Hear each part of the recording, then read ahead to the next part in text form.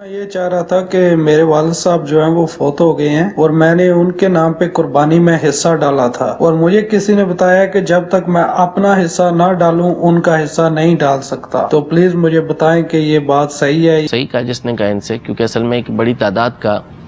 یہ ذہن بنا ہوا ہے کہ قربانی جب لازم ہو جاتی ہے تو بعض لوگ ہوتے ہیں کہ جو اپنے والدین کی طرف سے کر رہے ہیں، بعض یہ کہتے ہیں کہ ہماری پہلی قربانی نبی کریم صلی اللہ تعالیٰ علیہ وسلم کی طرف سے ہونی چاہیے۔ بہت اچھی بات ہے، نبی کریم صلی اللہ تعالیٰ علیہ وسلم کی طرف سے قربانی کرنا،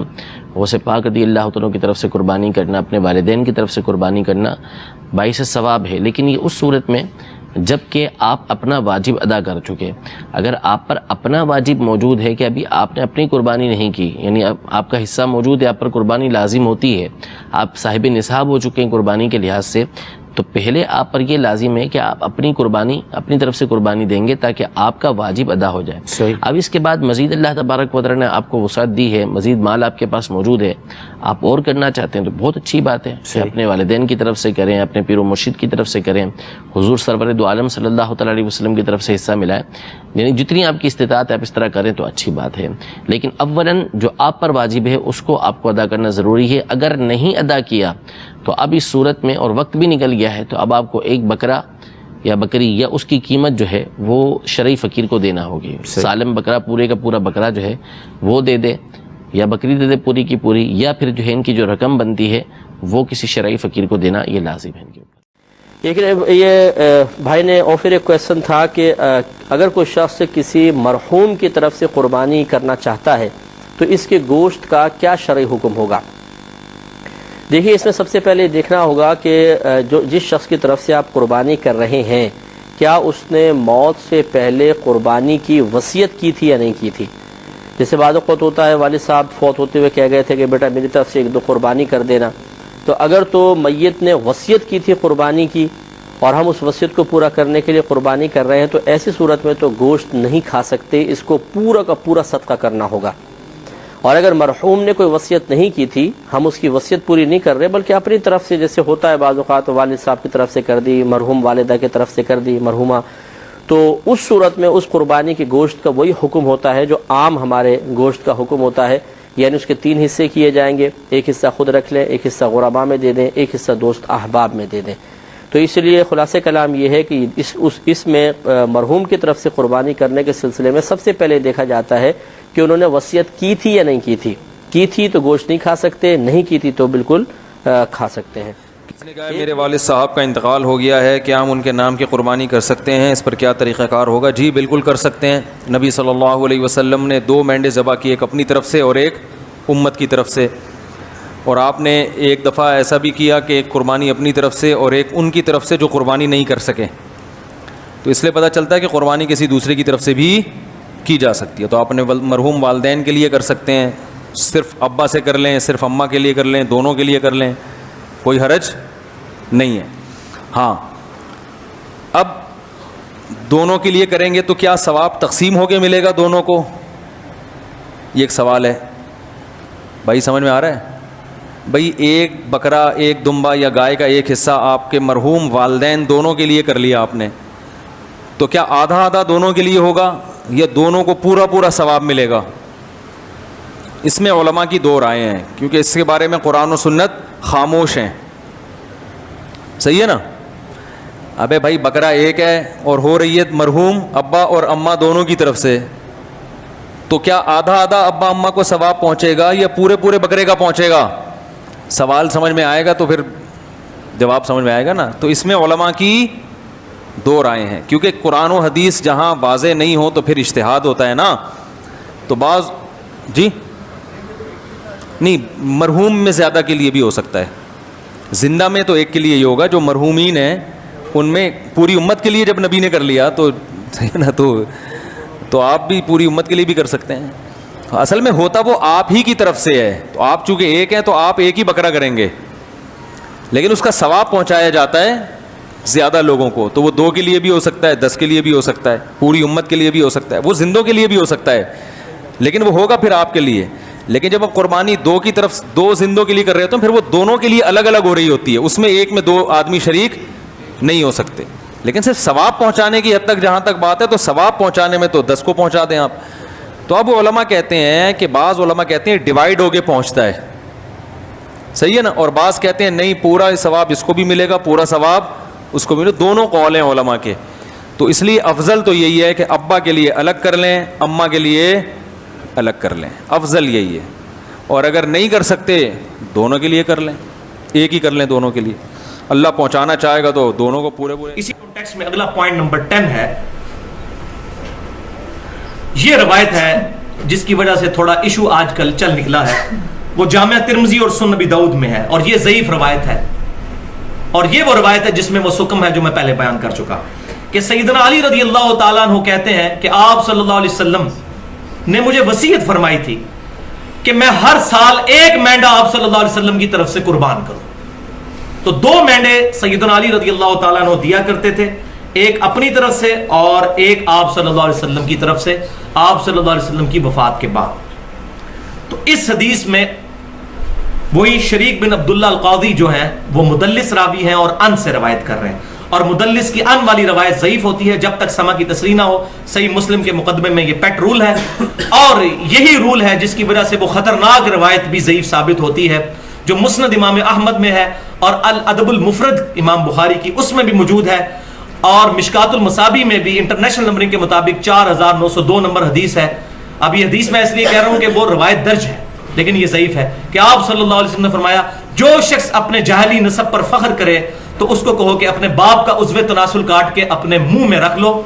اور یہ بات کنائے سے نہ کرو, ڈائریکٹ کرو. ولیعوذ باللہ, آپ صلی اللہ علیہ وسلم کبھی یہ بات نہیں فرما سکتے. وَإِنَّكَ لَعَلَىٰ خُلُقٍ عَظِيمٍ, اور بخاری مسلم کی متفق علیہ حدیث ہے, آپ صلی اللہ علیہ وسلم میں کواری لڑکیوں سے زیادہ شرم و حیا تھی, یہ ہو ہی نہیں سکتا. تو اس روایت میں حسن بصری مدلس ہیں اور ان سے روایت کر رہے ہیں. اگر یہ کسی نے صحیح ماننی ہے پھر وہ بھی صحیح مانے گا. تو یہ روایت بالکل ضعیف ہے. اور امام ترمذی رحمۃ اللہ علیہ بھی اس روایت کے تحت 1495 نمبر روایت کے تحت ایک مسئلہ بھی انہوں نے سالو کیا ہے, کہ عبداللہ بن مبارک رضی اللہ تعالیٰ عنہ کا قول ہے رحمۃ اللہ علیہ, جو تبع تابعین میں سے ہیں, المتوفا 181 ہجری, امام حنیفہ رحمۃ اللہ علیہ کے شاگردوں میں سے ہیں. وہ کہتے ہیں کہ میت کی طرف سے قربانی کرنا درست نہیں ہے اس حدیث کے کانٹیکسٹ میں. یعنی انہوں نے اگر اس حدیث کو لیا بھی تو نبی صلی اللہ علیہ وسلم کے ساتھ خصوصیت کے طور پہ, کہ آپ صلی اللہ علیہ وسلم کی طرف سے چلو قربانی کر دی. کسی کو اگر ذوق کلیئر نہیں اس حدیث کا, کوئی بدعت کا فتویٰ نہیں, آج بھی کوئی کر لیتا ہے جس کو یہ بات پتہ نہیں ہے. ہاں پتہ چل جائے پھر بچنے میں عافیت ہے, بدعت کا فتویٰ ہم پھر بھی نہیں لگاتے. تو عبداللہ بن مبارک کہتے ہیں کہ میت کی طرف سے قربانی نہ کی جائے, البتہ میت کی طرف سے جو جانور ذبح کیا جائے گا وہ صدقہ پھر ہوگا. اور پھر فرمایا کہ اس سارے کو ہی قربان جو کیا ہوا جانور ہے سارے کو ہی پھر صدقہ کرنا ہوگا, اپنے پاس نہیں رکھ سکتے کیونکہ صدقے کا گوشت ہے. اور اس میں یہ بات یاد رکھیے, یہ بکرا بھی پھر الگ سے کرنا ہوگا. گائے میں حصہ ڈال دیا اگر 7 میں سے ایک حصہ کسی اور کے لیے جو فوت شدہ ہے, کہ میرے امی ابو کی طرف سے یا فلاں کی طرف سے, تو ساروں کی قربانی خطرے میں پڑ گئی. اور یہ بات سمجھ لیجئے, صحیح مسلم کی حدیث کے تحت میت کو 3 اعمال کا ثواب پہنچتا ہے, ان میں سے ایک عمل یہ بھی ہے کہ نیک اولاد کے اعمال کا ثواب بھی پہنچتا ہے, ان کی دعاؤں کا ثواب پہنچتا ہے. دوسرا علم کی بات جو اس نے اپنی زندگی میں کی وہ ملنا بھی چاہیے, اور تیسرا صدقہ جاریہ جو اپنی زندگی میں کوئی اچھا کام کیا.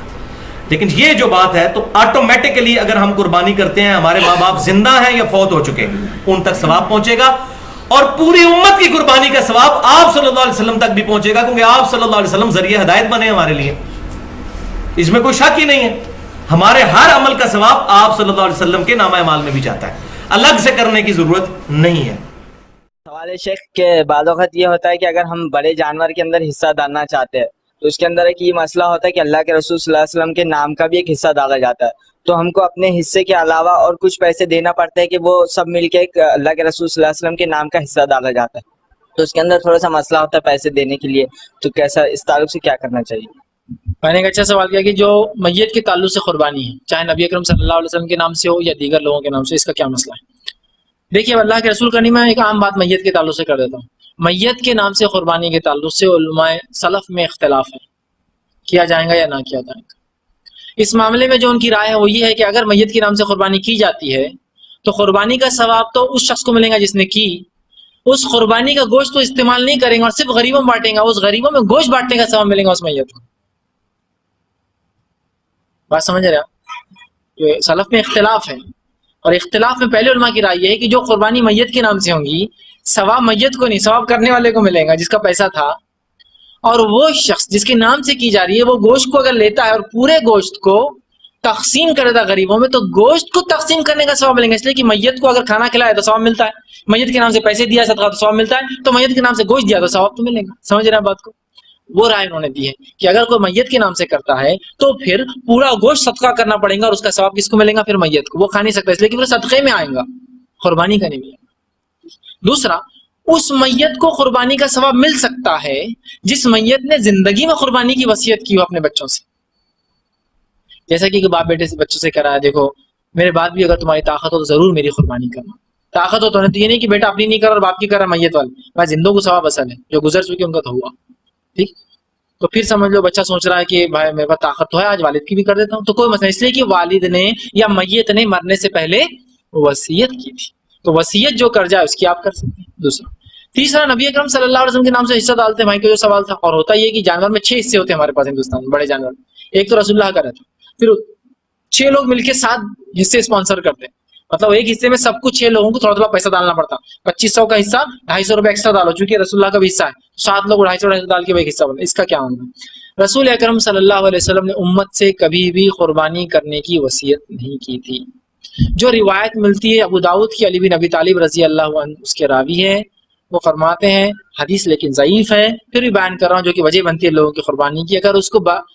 بحث کی حد تک مان لیا ہے صحیح، تو بھی اس سے کیا بات نکلتی وہ رکھنا چاہ رہا ہوں، بحث کی حد تک صحیح مان بھی لیا جائے تو اس سے کیا بات نکلتی وہ رکھ رہا ہوں آپ کے سامنے۔ پہلے حضرت علی رضی اللہ عنہ، رسول اللہ حدیث میں الفاظ ہے کہ رسول اللہ صلی اللہ علیہ وسلم کی وفات کے بعد بھی ایک جانور ذبح کرتے تھے، کسی نے کہا علی تم ذبح کیوں کرتے ہو؟ تو کہا اللہ کے رسول صلی اللہ علیہ وسلم مجھے وصیت کی تھی۔ تو یہ ضعیف حدیث کو لے بھی لے جاتے، صحیح مسئلہ ثابت یہ ہوتا ہے جو میت وصیت کر جائے اس کی قربانی جائز ہے نا، رسول اللہ نے ان کو کی تھی۔ کبھی حضرت ابوبکر نے قربانی کی کہ اللہ کے رسول کی، جبکہ حضرت عائشہ زندہ تھی رضی اللہ عنہا، وہ بیوی تھی اللہ کے رسول کی، یہ سسر ہے، دونوں نے کیا کبھی۔ عمر ابن خطاب رضی اللہ عنہ زندہ تھے جو آپ کے سسر تھے، ان کی بیٹی حفصہ جو اللہ کے رسول کی بیوی تھی وہ بھی زندہ تھی آپ کی وفات کے بعد، دونوں نے کیے کبھی کہ میرے شوہر کو ثواب پہنچے، میرے داماد اور میرے نبی کو ثواب پہنچے۔ عثمان ابن عفان رضی اللہ عنہ جو کہ آپ کے 2 مرتبہ داماد بنے، آپ نے کبھی اپنے سسر کے لیے کیا کیا؟ خالی علی رضی اللہ عنہ کر رہے ہیں۔ علی رضی اللہ عنہ کی وفات کے بعد کسی اور نے کیا کہ حسن حسین اور دیگر نے رضی اللہ عنہما؟ نہیں۔ تو پتہ چلا اگر اس ضعیف روایت لے بھی لی جائے تو پتہ چلتا ہے جو میت وصیت کرے اس کے طرف سے قربانی ہو سکتی ہے، سب کے لیے نہیں ہے، تو لہٰذا رسول اللہ نے ہم کو وصیت نہیں کی ہے، تو لہٰذا اس حصے کی ضرورت نہیں ہے۔ لوگ ہر جانور میں ایک ڈالتے، تو انڈیا میں جنرلی ایک جانور صرف 6 حصے ہوتے، ایک رسول اللہ فکس سب ڈال دیتے، اس پر پھر یہ کہ بھائی تم بھی پیسے دو اور ایکسٹرا پیسے دینا پڑتے ہیں۔ اب یہ آپ کی مجبوری بھائی، وہ پیسوں کو آپ صدقہ سمجھ کے دے دیجیے کہ کیا کرنا ہے، چونکہ وہ 7 حصے ہوتے ہی نہیں، 6 حصے ہوتے ہیں، اور وہ 6 حصے والوں کو مل کر 7ویں حصے کو اسپانسر کرنا پڑتا ہے، ٹھیک؟ تو بہرحال یہ آپ کی مجبوری ہے، ایسی جگہ جائیے جہاں وہ حصہ نہیں لیا جا رہا تو خود قیمت کم ہو جاتی ہے اس کی، بہرحال یہ ڈیپینڈ ہے آپ کے اوپر، وہ آپ کی مجبوری۔